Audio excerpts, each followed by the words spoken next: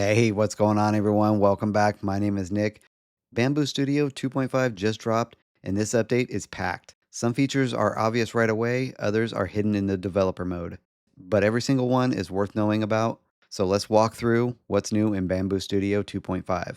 First up, remote AMS drying support. If you're running an AMS 2 Pro or an AMS HT, this one is huge. You can now start and stop filament drying directly from Bambu Studio.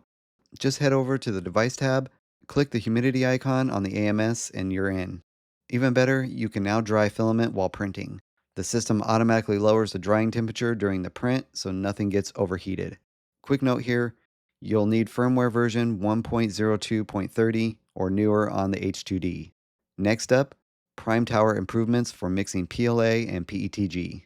This one is super common, using one material as support for the other. Bambu noticed that prime towers could fail under low adhesion conditions, so they reworked the entire interface layer. There's now smarter temperature boosting for better bonding. Pre-extrusion before the interface layer prints to build pressure. The infill right after it prints slower, making the base more stable. They also changed the flushing workflow. The nozzle wipes before flushing now. Extra flushing is added, and there's even a small notch at the start of the interface layer to reduce pressure blobs. The result? Way fewer prime tower collapses, especially when PETG is used for support interface for PLA. Just know all of these settings are only visible in the developer mode. The next feature, ironing on support interface. You can now iron the support interface where supports contact the model. This helps a lot if you're printing without a dedicated support material. You'll get cleaner contact surfaces and better looking results after support removal. It's still experimental, but it's really a nice option to have. Non 100% top and bottom infill. Now, this one is great. Top and bottom surfaces no longer need to be 100% solid. You can now use infill patterns on the top and the bottom layers.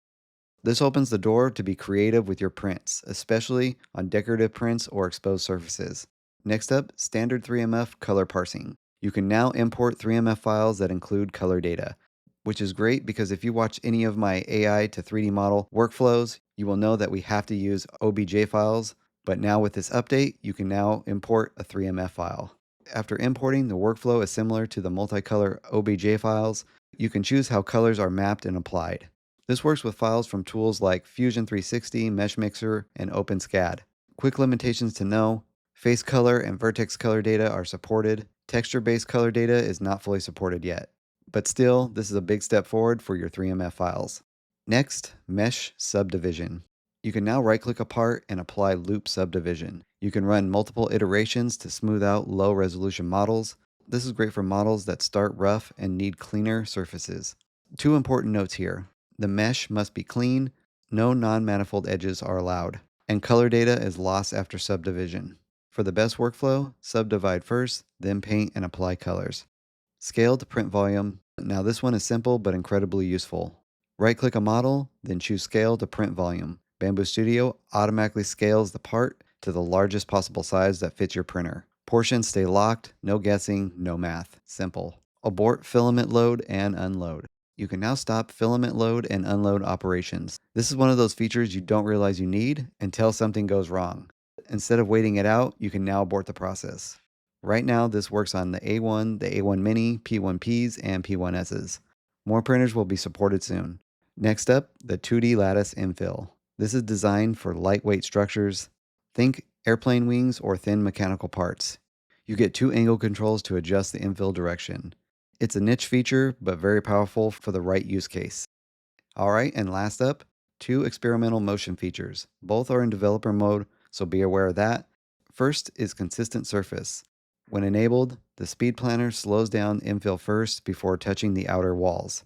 This keeps surface quality consistent, especially with glossy or silk filaments. Second, short travel acceleration. This applies gentler acceleration to short outer wall moves. The goal is to reduce vibration and ringing. The default value is 250 millimeters, and yes, you can tune it.